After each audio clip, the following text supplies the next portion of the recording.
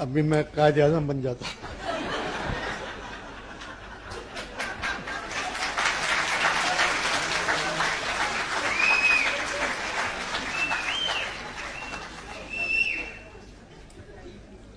ذرا یہ لگا دینا. ٹھیک ہے.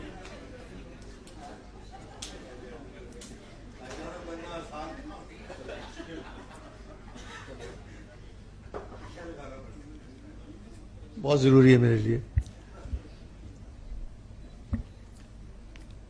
محترم شفقت صاحب، عشرت صاحب، ارشد صاحب، معزز خواتین و حضرات،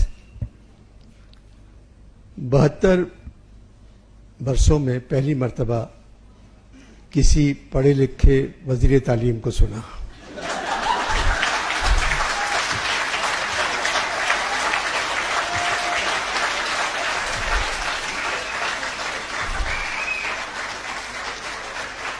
اور ایک شخص جن کا نام عشرت حسین ہے، جس کو آئی ایم ایف نے پریشان کر رکھا ہے، اس کو آئی ایل ایف میں بلا لیا.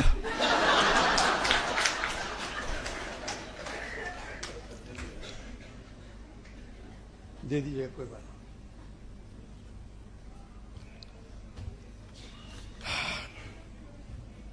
اسلام آباد میں چھٹا آکسفورڈ ادبی فیسٹیول. چھٹا کا لفظ اچھا نہیں لگتا تو مجھے اردو انگریزی میں بول دوں میں کہ 6th ادبی فیسٹیول.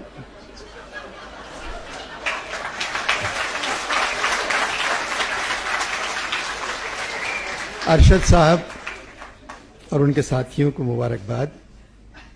3 دنوں میں یہاں بے تحاشا لوگ آئے. کل لابی میں ایک مولانا میرے خیال میں شاعر تھے جو مشاعرے میں بھی تھے، مجھ سے کہنے لگے آپ دیکھیے گا مولانا فضل الرحمان کے دھرنے میں اس سے زیادہ لوگ ہوں گے.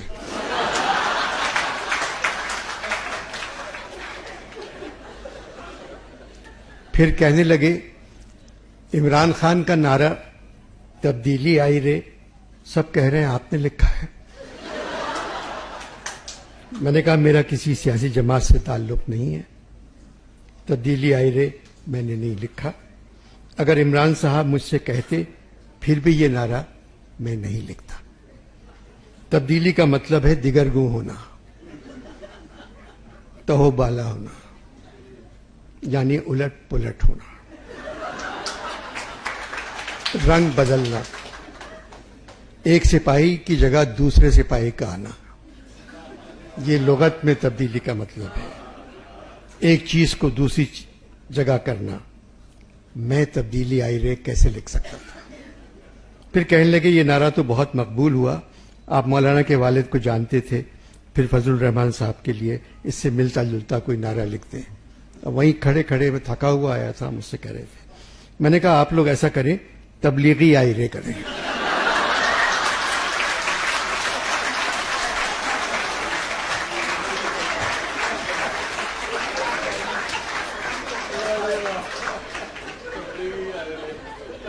آپ لوگ تبلیغی آئی رے کا گانا بنا دیں. انہوں نے کاغذ قلم نکالا اور لکھ لیا. میں ڈر گیا کہیں یہ میرے نام سے نہ لکھوائیں. پھر میں نے کہا مگر تبلیغی کے ساتھ میوزک نہیں ہو سکتی. میں سوچ کے آپ کو دوسرا نعرہ بتاؤں گا. میں پیر کی صبح جا رہا ہوں، یہ کمرے کا نمبر ہے میرے، آپ مجھ سے بات کر لیجیے گا. پھر کہنے لگے پاکستان ایک اسلامی ملک ہے، آپ دیکھ رہے ہیں یہاں جوان لڑکیاں بغیر آستین کی قمیص اور بغیر دوپٹے کے گھوم رہی ہیں.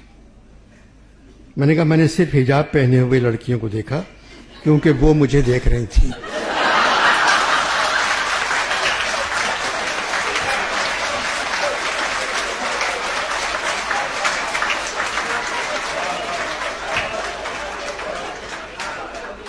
کہنے لگے ان لڑکیوں کو دیکھ کے تو میرا دل جل کر کباب ہو گیا. میں نے کہا آپ کھڑے رہیں، میں نان لے کے آتا ہوں. یہ بات تو آپ سب جانتے ہیں کہ میری علامہ اقبال سے خط و کتابت آج بھی ہے. میں نے خط لکھ کر علامہ کو بتایا تھا میں 27 ستمبر کی صبح آکسفورڈ کے ادبی کانفرنس میں شرکت کے لیے اسلام آباد جا رہا ہوں۔ ان کا جواب آیا، انور مقصود، ادبی کانفرنس میں اسلام آباد جا رہے ہو؟ کیا پاکستان میں ادب ابھی تک زندہ ہے؟ ادب کا مطلب جانتے ہو؟ عادات و مذاق میں اعلی معیار، بااخلاقی اصول کی پابندگی، شائستگی، تہذیب، تمیز، کسی کی عظمت یا بزرگی کا پاس، احترام، نظم و نثر کا سرمایہ، تہذیب جو ایک قوم کو دوسری قوم سے ممتاز کرے۔ جن باتوں سے تم لوگ ناواقف ہو چکے ہو، پھر اس کی کانفرنس۔ خیر تمہاری مرضی، جاؤ۔ یہ تو آکسفورڈ والوں کی تم لوگوں سے محبت ہے، ہر سال کسی نہ کسی شہر میں تم لوگوں کو بلا لیتے ہیں۔ اپنے یہاں کے ٹیلی ویژن چینلز کے ڈرامے دیکھتے ہو؟ کہیں ادب نظر آتا ہے؟ لگتا ہے ادب مر کر گل چکا ہے۔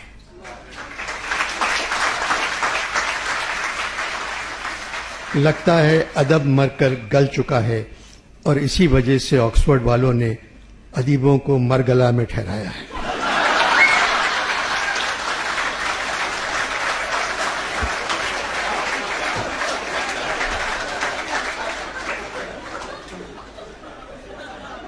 میرا ایک کام تم کو کرنا ہوگا۔ ادارے کے سربراہ ارشد میاں سے کہہ دینا اس فیسٹیول میں اقبال پر، اقبال کی شاعری پر، اقبال کے فلسفے پر اور اقبال کے خواب پر کوئی بات نہ کرے۔ بس مجھے معاف رکھے۔ جب قوم ایسی ہے تو پھر اس کا قومی شاعر کیسا ہوگا؟ سب مجھے صدی کا نمبر 1 شاعر کہتے ہیں، ان سے کہو کہنا چھوڑ دیں۔ اپنے رب کی قسم، میں نے خود کو کبھی نمبر 1 شاعر نہیں کہا۔ میں تو بس یہ چاہتا تھا کہ تم لوگ نمبر 1 بن جاؤ۔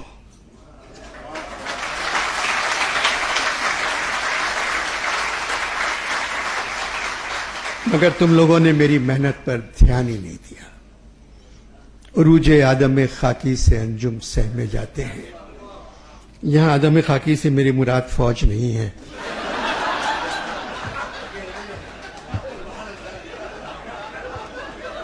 عروج آدم خاکی سے انجم سہمے جاتے ہیں کہ یہ ٹوٹا ہوا تارا مہ کامل نہ بن جائے۔ دوسرے ملکوں کے انسان چاند پر اتر رہے ہیں، تم لوگ عید، بقرعید، رمضان کا چاند دیکھنے کے لیے کروڑوں روپے خرچ کر دیتے ہو۔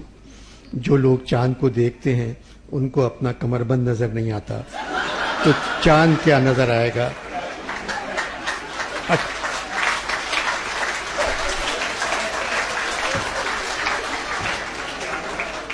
18 مولویوں میں سے 11 کے کمر بند کرسے سے نیچے لٹکتے نظر آتے ہیں۔ میں نے 1000 بار قائد سے کہا، قسم خدا کی یہ خواب میں نے نہیں دیکھا تھا۔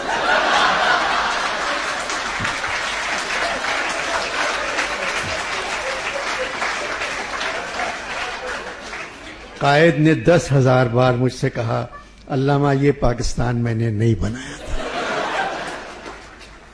72 برس بعد اب ہر لیڈر یہ کہہ رہا ہے، ہم پاکستان کو قائد اور اقبال کا پاکستان بنائیں گے۔ یہ صرف پاکستان کو اپنا بنا لیں اور قائد اور اقبال کو بھول جائیں۔ قائد کے بارے میں تم نے پوچھا ہے، اپنی پیدائش قائد کے بارے میں تم نے پوچھا ہے۔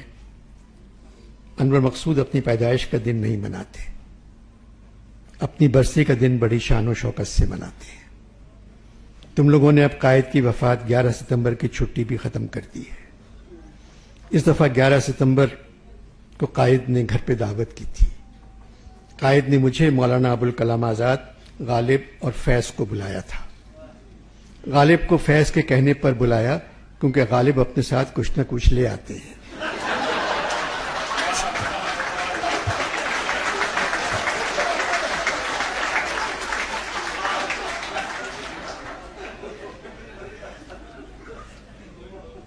پاکستان پر گفتگو ہوتی رہی۔ غالب نے پوچھا، محمد علی صاحب آپ اکیلے ہیں جو